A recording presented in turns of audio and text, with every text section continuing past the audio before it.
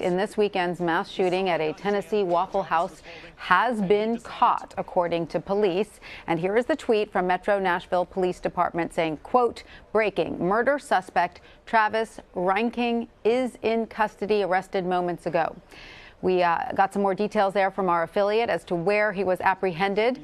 But we now know that 29-year-old Travis Reinking, who is accused of opening fire at around 3:20 a.m. Sunday morning at the Waffle House location in Antioch, a neighborhood of Nashville, where 4 people were killed, 2 others wounded before a customer intervened, has been apprehended. Now, witnesses say that Reinking was naked except for a jacket when he fired his weapon, a semi-automatic AR-15 rifle. Joining us now by phone is CBS News correspondent Mark Strassmann. Mark, thanks so much for being with us. What can you add about where police were able to find Reinking? You know, they found him, first of all, in a city that was on edge and is very much relieved, obviously. My sense of it is that Reinking lived in the apartment complex that was right behind the Waffle House. And behind the apartment complex were the woods in which Reinking was apparently finally found about 33 hours after he disappeared yesterday morning, about 4 o'clock in the morning.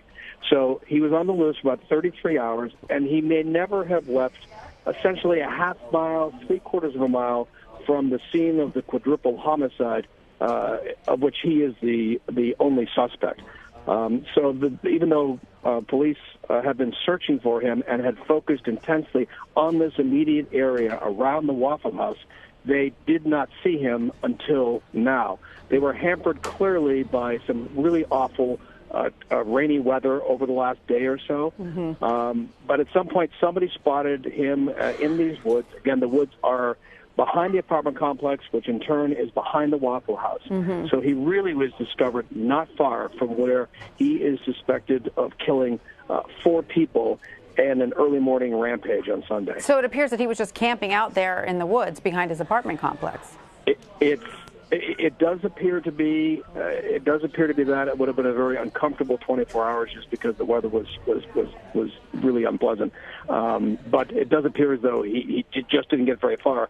And I can tell you, as of 90 minutes ago, when I talked to some local cops, that they weren't even convinced that he was still in the state of Tennessee. They said he could really be anywhere. They were focusing their search right around here, and if they didn't find him in short order, they were thinking about expanding their search beyond this immediate area. Right. So just as they were talking about doing that, lo and behold, they discover that Reinking is not far from from where he was living and not far from where he immediately went right after the shooting. Yeah, it's pretty incredible because not too long ago we just heard from officials in the area that they had no idea where he was. There wasn't a single sighting of him that they had to report. So between that press conference and apprehending him, that was a pretty short time. Yeah, they had no credible leads. They had no credible sightings of Reinking until they actually discovered him. Right. So, but I can tell you that they are enormously relieved. I mean, this is a guy who has had a mental health history by all accounts. He was convinced that Taylor Swift was stalking him. He had been arrested at the White House last year after belligerently demanding to see the president. He had put the same AR-15 in the face of someone while he was wearing a pink dress. I mean, this is a guy who was clearly capable of unpredictable behavior, and he was believed that he was possibly carrying a handgun. Do we know whether he was armed when he was? Do we know if he was armed when he was apprehended?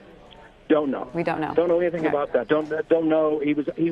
We're hearing reports, unconfirmed reports, that he was clothed, but we are hearing no reports whether he was armed. All right. Well, a very relieved community there. Mark Strassmann, thank you so much for your reporting.